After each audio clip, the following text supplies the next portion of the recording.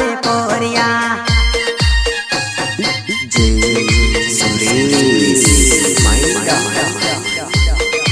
दगो नदी करता अमे प्रेम हाचो करता मानी जाए जानोडी तो लग्न करी लेता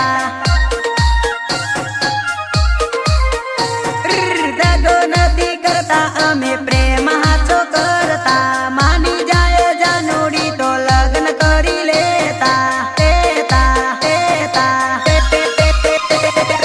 नडियाद बजारे मळवाए तो आवेली अर्जुन बरवा